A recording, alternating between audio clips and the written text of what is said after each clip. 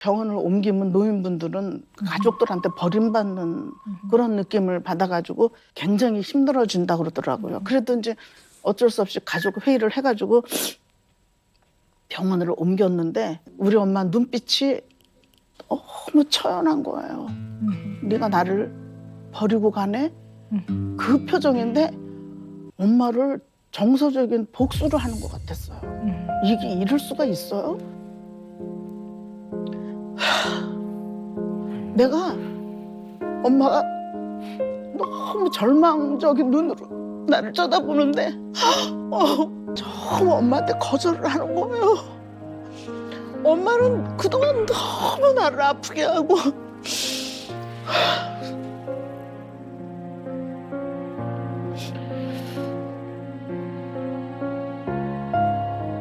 내가 엄마를 거절을 하네 하면서 미안한 마음 하나는 그걸 어떻게 표현을 해요?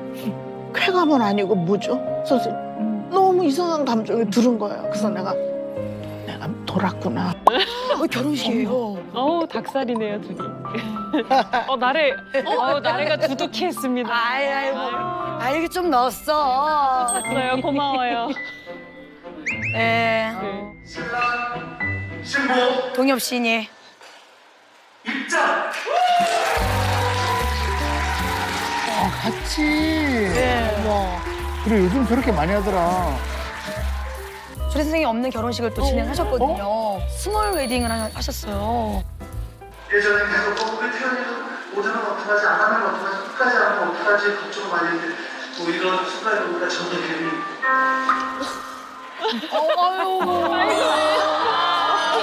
원래 그 김태현 씨가 이렇게 눈물 있는 분이 아니거든요. 의외로 우는 신랑들이 많아요. 네. 사회자도 울컥하시고. 네.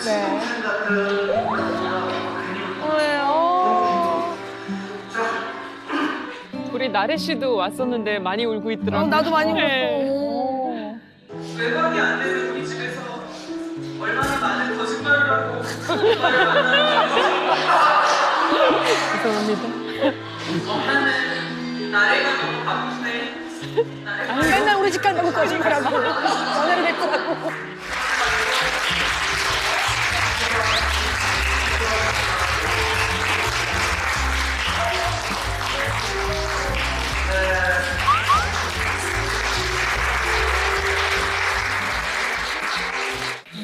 보통 저럴 때 딸들이 많이 우는데. 근데 어머니가 너무 웃으시니까 계속 이게 엄마만 보니까 눈물이 쏙 들어가더라고요. 이날 다 오셨는데 네. 우리 전성희 고객님만 안 네. 계시고 이게 너무 기뻐하셨어요. 일어나 있어 지금 혼자. 빨리 가라고. 네. 아우 속이 시원해서 어머니 막 이거로 하시는 거예요, 어머니가. 전 아주 파티 같았어요. 그렇죠. 아니, 원래 결혼식은 너무 기쁜 날이라 파티 맞죠. 서운하더라고요.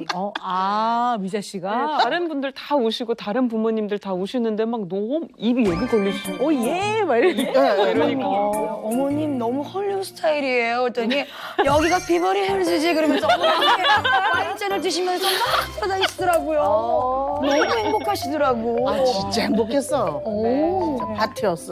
근데 진짜 검은 드레스는 진짜, 특이하네요. 네. 드레스를 알아봤는데 응. 너무 비싼 거예요. 네. 그리고 대여인데 한 번 대여인데 막 100단위가 넘고 그리고 막 굳이 이렇게 소수인데 뭐 드레스까지 입어야 되나 해가지고 그냥 이제 평소에 입을 검정 원피스를 샀죠. 아. 색도 그러면 일부러 네, 그냥 때 안 타는 색으로 해서 때 안 타는 네, 색으로 자주 입을 수 있는 자주 입을 걸로. 걸. 네. 많이 싸웠을 것 같은데. 근데 이제 어머님이 조금 서운해하셨죠. 그러니까 그럴 수 있어. 엄마랑 엄청 싸웠어요. 왜냐면 나이가 이제 많이 차가지고 결혼을 하니까 좀 많은 분들한테 좀 초대를 하고 뭐 축복을 받고 이렇게 결혼하고 싶은데 드레스도 안 입는다고 그러고 처음에는 예식도 안 하고 그냥 혼인신고만 한다고 그러니까 그동안 뿌린 게 있는데. 아니요. 잘 뿌렸지. 그러니까. 굉장히 서운했는데 이제 자기네가 양보해서 스몰 웨딩을 한다고 그래서 그것까지 오케이 했는데 또 드레스를 안 입는다고 까만 옷깃을 입는다고 그래서 그러면 하얀 자그마한 꽃이라도 좀 들어라 어머니가 꼭 원하시는 거면 제가 들어드릴게요 이러니까 오케이 그럼 간도라 이렇게 된 거죠. 그러니까 허례허식을 다 뺀 것 같아요. 네. 근데 특이하긴 해요, 특이하긴 그죠? 해요. 아, 주례도 잘하셨는데 특이하긴 하니까 쉽지는 않았을 것 같은데. 그래도 미자 씨 의견이 좀 궁금해요. 왜 그렇게 결정하시게 됐는데 나름의 분명히 생각이 있을 것 같은데요. 깊은 생각이. 일단 저랑 오빠 그 남편이 무슨 이렇게 형식적인 걸 안 좋아해서 안 하기로 했는데 이제 너무 서운해하셔가지고 그냥 거기 맞춰서 최소화로 시켜가지고 한 거죠. 뭐다 개개인의 생각이 다르고 예, 뭐 지향하는 바가 다르니까. 본 사람 네. 입장에서는 굉장히 특별했고 제가 계속 얘기했어요. 진짜 미자 언니니까 할 수 있는 결혼식이고 아니 그럼 이렇게 지금 두 분 얘기 들어보면 전혀 금쪽 상담소를 찾아오실 이유가 지금 없어 보이는데 어떤 이유로 지금 금쪽 상담소를 찾아주셨는지 지금 준비된 영상이 있다고 하니까 한번 보겠습니다. 결혼 이후에 전에 없던 고민들이 모녀한 게 생겼다고 하시던데 저는 다른 것보다 이제 아이를 향한 압박이 너무 심해져가지고 진짜 결혼한 지 얼마 안 됐는데? 오히려 시어머니는 굉장히 쿨하세요. 너희 뭐 갖고 싶으면 갖고 언제든 이렇게 편안하게 해라 하는데 어머니는 이제 결혼 한 20일 차부터 시작이 됐거든요. 아이를 언제 낳을 거냐, 예, 약을 지어오시기 시작하고 제가 이제 그 음주를 살짝 하는 이제 그런 콘텐츠도 조금 만들고 있는데 사실 그게 지금 메인 직업인데 술을 끊으라고. 아이를 위해서 너 아이를 낳아야 되는데 몸을 벌써 만들어야 되지 않냐면서 계속 그렇게 압박을 하면서 좀 부딪힘이 사실 크거든요. 생업을 포기하라는 건데. 아이고 어떡해. 그거에 대한 반론을 얘기하자면은 신랑도 나이가 있고 그러니까 조금 이제 우려가 되는 거지. 왜냐면 부모가 젊을 때 낳아야지 아가들이 건강하고 그런 걸 생각을 해서 뭘 그걸 압박이라고 얘기하면 뭐 할 말이 없는데 아니 왜 요새 애들은 부모가 한마디 하면 잔소리라고 그러고 압박이라고 그래? 우리 때 같았으면 그냥 아이고 그냥 한마디 던진 거지. 그러니까 한마디를 하면은 제가 말씀을 안 드리는데 눈 마주칠 때마다 하고 뭐 연락할 때마다 하고 그냥 늘 달고 다니는 얘기니까 이게 좋은 얘기도 한두 번 들어야 되는데 스트레스를 받기 시작하는 거예요. 너 친정 엄마가 그런 거 걱정 안 해주면 누가 해주냐? 그렇지, 뭐 시어머님이 그것도. 하시겠어? 주변에 친구들이 하겠어? 친정 엄마니까 할 수 있는 거죠. 그 친정 엄마로서 할 수 있는 얘기 훌륭한 엄마야. 그런 얘기 해주는 엄마는. 먼 산. 그래서 얘기했던 거고. 왜 제가 잔소리가 힘들다는지 알겠죠? 이게 쉬지 않고 따발총처럼 다다다다다 나오니까 난 그렇게 잔소리 안 해요. 예. 근데도 왜 아기가 필요하냐 하면은 사실은 굉장히 부부 관계에 유대 그 아기 때문에 참고 그 아기 때문에 어쩔 수 없이 또 마음을 모아서 한 가정을 이뤄나가는 굉장히 중요한 역할을 또 아기가 해요.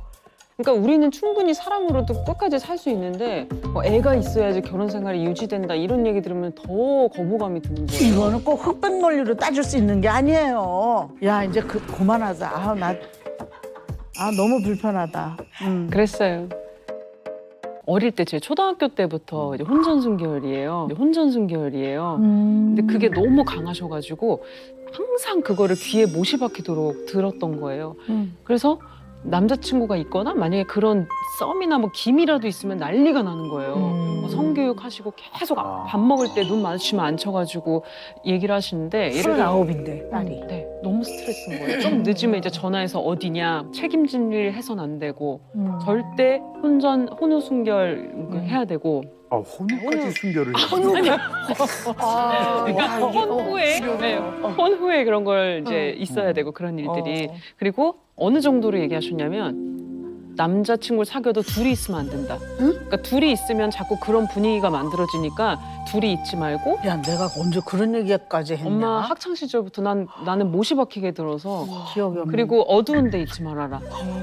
어두운 데 조선시대인데 이거. 그러니까 어두운 데 있으면 분위기가 잡히니까 그런 데 있지 말고 만나도 친구들 여럿이랑 같이 만나고 네 그거를 너무 어릴 때부터 하시니까 그거는 이제 왜 그랬냐면은 그 성교육이라는 거는 사실은 부모가 마땅히 해야 되는 거라고 생각하고 한 거고 그 아직 개념이 이렇게 딱 정립이 되기 전에 그런 데 노출되면은 어려운 일을 당할 수도 있는 거잖아요. 그리고 뭐 안 좋은 소식들이 이렇게 TV에 소개되고 그러면은 반드시 그런 환경이 있었기 때문에 늦은 시간이라든지 뭐 그러니까 그런 걸 주의 차원으로 제가 한두 번 던진 거지. 그거는 사실은 저는 해야 된다고 생각해요. 나는 교과서에서도 실리면 좋겠어. 근데 저는요 성교육을 받은 적이 없고 그냥 무조건 안 된다라는 것만 쭉 듣고 금기만 들었고 그다음에 저는 확실히 지금 아직도 생생한 게 제가 중학교 때 얘기해도 될지 모르겠는데 중학교 때인가 어떤 영화가 나왔어요. 뭐 유명한 이제 배우들이 하는 영화인데 제목이 이제 코미디. 그래서 뭐 미스터 콘돔 이런 영화가 있었어요 제 기억에. 근데 저는 어린데 그 처음 듣는 단어인 거예요. 그래서 이거 유명한 배우들도 나오고 엄마 콘돔이 뭐야? 이렇게 물어봤었어요. 엄청 불같이 화를 내신 거예요. 내가 그랬어? 저는 생생해요 그 기억이. 그래서 너 어디서 들었냐 그러면서 너 그런 거는 커서 알게 되는 거고 너 큰일 나고 막 엄청 불같이 화를 내서 저는 너무 놀란 거예요. 그래서 막 벌벌 떨고 근데 그때 뭐 인터넷 검색도 없었고 그렇게 있다가 한참 뒤 몇 년이 지난 후에 알게 된 거예요. 그래서 아 그런 거였구나. 그거는 큰일 나는 거고 입에도 닿으면 안 되고 막 그게 이제 되게 두려움의 대상이 됐죠. 그래서 20대 뭐 쭉 계속 그렇게 살았었고 지금도 이제 결혼했다고 해서 갑자기 딱 개방적으로 이렇게 변하지 않더라고요. 아직도 두렵고 평생을 그렇게 살아왔기 때문에 성 뭐 이런 이름만 들어도 아직도 좀 큰일 나고 조심하고 나 결혼했지 하다가도 이렇게 계속 되는 게 그냥 쭉 그렇게 살아온 거예요. 엄마 탓이네요. 뭐 탓이라기보다는 이제 아무래도 영향이 좀 있었다고 보는 게 맞겠죠. 네. 왜냐하면 어린 시절부터 사실은 성에 대한 교육을 끊임없이 시키셨다고 생각하시지만 성에 대한 편안한 대화를 많이 나누진 않으셨던 것 같아요. 네, 그러니까 주로 이제 정말 위험에 대한 대처라든가 조심해야 될 부분들, 서로 지켜야 되는 거에 대해서 분명한 거는 많이 가르쳐 주셨던 것 같은데요.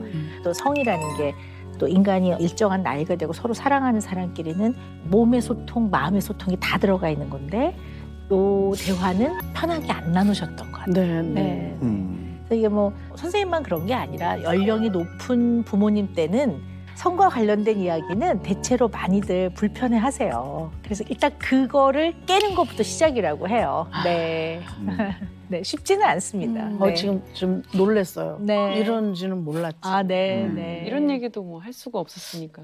네. 부부간의 이제 이런 스킨십이라든가 부부간의 성생활은 굉장히 가까운 사이에 일어나는 정서적인 이제 어떤 교류 또 상호작용이듯이 사실 그게 좀 편안하고 그래야 되는데 그게 이제 마음에서 이제 불편하다면 사실 이것도 좀 상당히 좀 깊게 생각해 봐야 되고 다루어야 될 부분이라고 생각이 되네요. 네. 미자 씨는 어머니에 대한 또 고민도 좀 있으실 것 같아요. 네. 어떤 고민인지. 네, 준비된 저희가- 영상이 네. 있습니다. 네, 먼저 같이 함께 볼까요? 보시죠. 네. 뭔가 말을 잘 안 하시나요? 근데 또 말 안 하는 거에 대해서는 또 일절 말을 안 하대요. 그러니까 뭐 그것도 서운한 거는 내 입장이고 나 자꾸 그거 생각 안 하려고 그래. 하면 나만 억울하잖아. 나는 저한테 비밀 없이 다 이야기하고 다 이렇게 잘 했는데.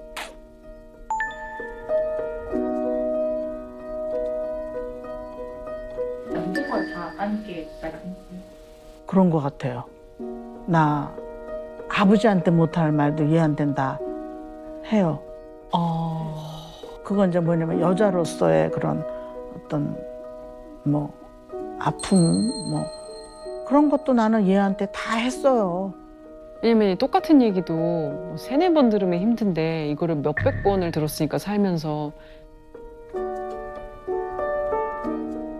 근데 남동생도 남자니까 딱히 엄마 얘기를 안 들어주고 아빠도 마찬가지니까 저한테 저만 앉혀놓고 그 얘기를 계속 하셨어요. 제가 마음에 여유가 있을 때는 이렇게 다 듣고 그래 엄마 힘들었겠다 하는데 제가 마음에 여유가 없고 힘들 때는 그게 너무 부담스러운 거예요. 왜 똑같은 얘기를 저렇게까지 평생 계속 할까?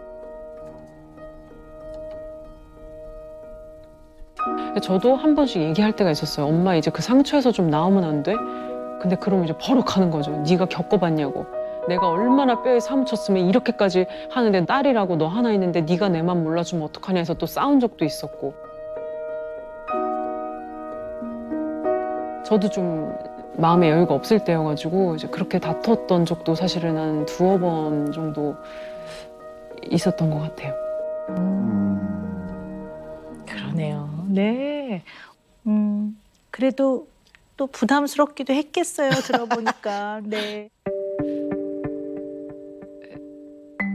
네, 그러니까 이제 어느 순간 제가 레파토리라고 하기도 죄송하지만 이게 다 외웠잖아요. 네, 그러니까 왜냐면 그래요. 평생을 들어왔기 때문에 마음의 여유가 없을 때는 저도 공감을 못 하는 거예요. 그리고 지치니까 저도 정색하고 이제 얘기하면 어머니도 서운하신 거죠. 그렇죠. 근데 제가 선생님 뵙고 정말 그거 처방전을 제대로 받고 싶은 것이 그러니까 사람들이 주변에서는 저랑 노는 걸 좋아하고 재미나 하고 네. 주변에 친구도 많고 네, 그래요. 그러실 것 같아요. 그런데 네. 아침에 일어나서 주방으로 가서 일을 하면은 슬그머니 이게 또 검은 이 보따리가 또 이렇게 올라와요. 마음속에 네. 놈들을 매달아 놓은 똑같은 게 네. 똑같아요. 나타나는 사람도 똑같고 정말 이걸 떼어버리고 싶은데 나는 어쩌면 이럴까? 나도 미쳤다 막 그렇게들 생각을 해요. 아버지가 되게 많이 바람 많이 폈죠 옛날에는. 그리고 엄마가 아버지로부터 그 힘든 거 여러 가지를 다 어릴 때부터 저한테 다 풀었거든요. 그래서 저는 엄마한테 모진 말도 많이 듣고 자랐고 매도 많이 맞고 막 맞아서 막 머리에서 피가 막 이렇게 솟구치던 것도 막 제가 어릴 때 경험하고 그러니까 너무 어릴 때 그런 걸 경험했기 때문에 그게 평생 안 잊혀지고 그 아버지하고 동생 이런 데는 생선을 놓고 나는 꽁보리밥을 주잖아요. 그러면 한번 이렇게 쳐다보면 그러면 밥숟가락으로 머리통을 탁 쳤어요. 거기 쳐다본다고. 나는 진짜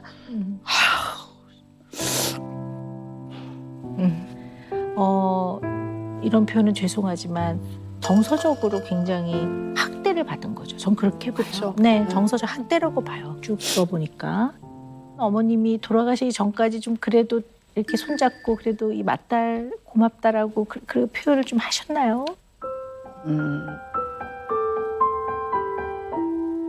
돌아가시기 한 2-3달 전인데 네가 딸이지만 친구 같고 언니 같고 뭐 그런 말씀을 하시는데 저 소름 돋았었어요. 왜 소름이 너무 싫었어요.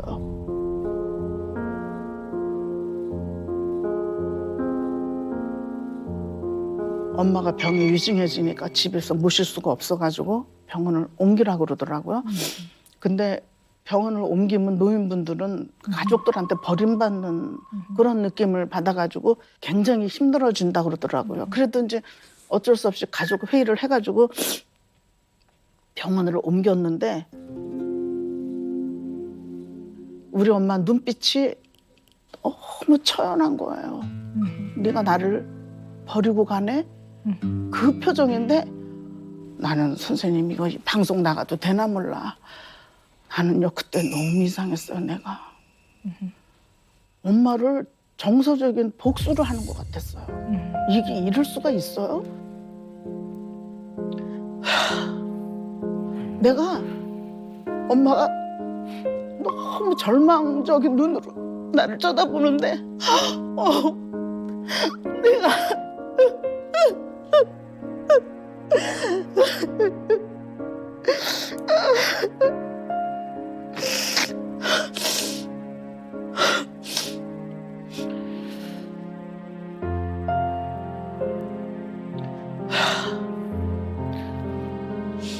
내가 너무 엄마한테 거절을 하는 거예요. 엄마는 그동안 너무 나를 아프게 하고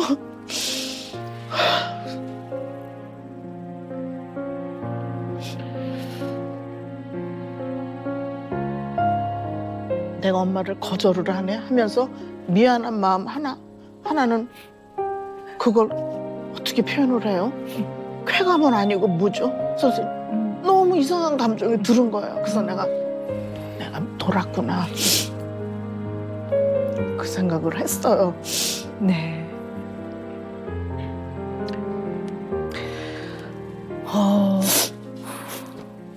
전성현 선생님은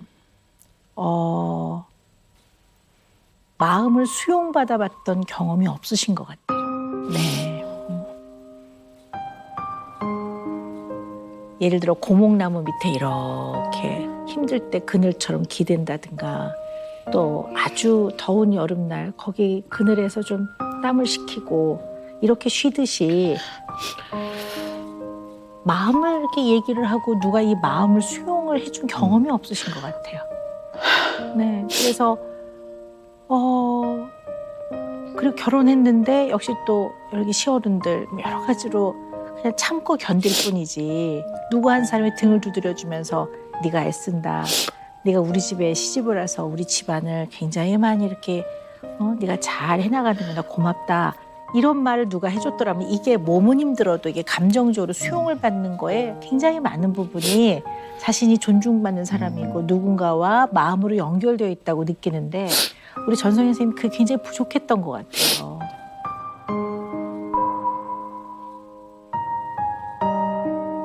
이 마음의 수용, 그것도 의미 없는 사람이 아닌 나와 매우 가깝고 의미 있는 그런 대상으로부터 마음의 수용을 경험을 못 하셨어요, 전성현 선생님. 제가 이렇게 쭉 들어보니까.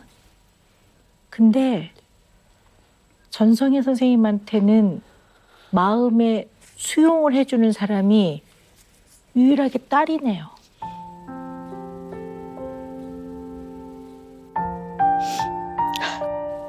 그 아픔, 정말 대롱대롱 매달려 있는 저 마음속 깊은 마음 안에 고통과 아픔, 상처가 쑥 올라올 때마다 딸한테 그 이야기를 또 하고 딸은 부모만큼이나 전성현 선생님한테는 애착 관계를 이루고 있는 대상이니까 그 의미 있는 대상이 그래도 이렇게 눈을 맞추고 들어줬을 때 아, 엄마 그랬어 이러면 또 상처가 또 조금 내려가고 전성현 선생님한테 네, 마음을 수용해준 굉장히 중요한 대상자네요, 이 딸이 미자 씨가. 네, 그러네요. 근데 서로가 서로의 소통창 거의 유일한 소통 창구여서 저도 제가 힘든 거 다 엄마한테 쏟아내고 엄마도 저한테 쏟아내서 서로를 힘들게 하면서 서로를 의지하고 살았던 것 같아요. 그래서 네. 그러면은 어떻게 네가 그러냐? 너 힘든 얘기할 때 내가 다 들어줬는데. 그러니까 그게 이제 논리적으로 네. 이해를 못해서가 아니라 그냥 나의 마음의 상처와 고통을 잘 들어주고 수용해주는 대상이 필요한 거지. 이 상황을 몰라서 그러는 게 아니죠. 네, 그쵸. 네. 그러니까 그냥 잘 들어주면 되는데 네.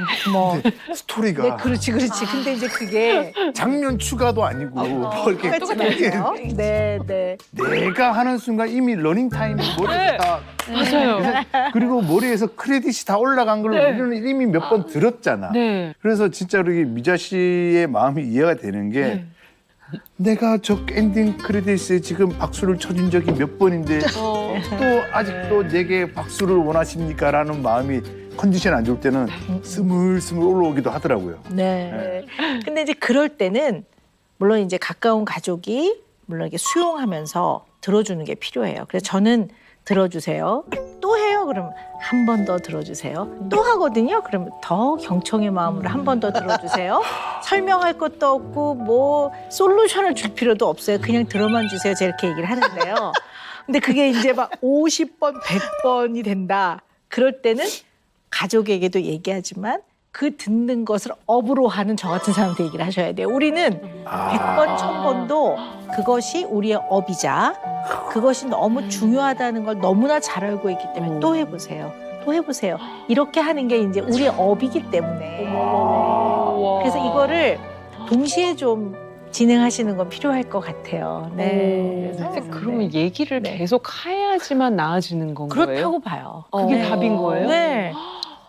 아니 원래 40년을 했는데 언제까지? 언제까지인 거예요? 아 근데 그 생각하면 안 돼요. 그러면요? 왜냐하면 한 얘기를 또 하고 또 하고 또 하고 또 할 때는 그게 정말 아직도 대롱대롱 매달려 있는 큰 덩어리의 상처인 거죠. 아, 계속 해야지 나아지는 거군요, 네. 선생님. 그리고 어떻게 보면 삶에 그리고 엄청 참고 최선을 다하고 산 삶의 그 과정을 인정받고 정당성을 좀 인정받으셔야 될 것 같아요. 당연한 건 아니었던 거거든요. 이렇게 사는 거를 누가 하겠습니까? 저는 그렇게 생각합니다. 이거 아무나 못 하는 겁니다. 네. 그래서요, 이 얘기는 좀 해야 될 것 같아요. 제가 쭉 들으면서 왜 처음에 미자 씨가 네. 아니 결혼한 지 20일밖에 안 됐는데 우리 엄마가 자꾸 나한테 애기 낳으라고 그래요 이러셨잖아요. 저 그 이유를 알겠어요. 왜요? 왜? 아, 전성애 선생님에게 있어서 딸은 기쁨이자 행복이에요.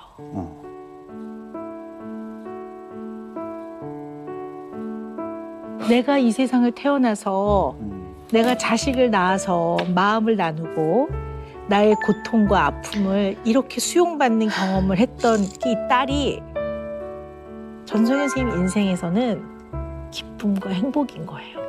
그러니 너도 이제 배우자를 만났으니 너도 이러한 기쁨과 행복을 절대 놓치지 마렴. 이 마음인 것 같아요.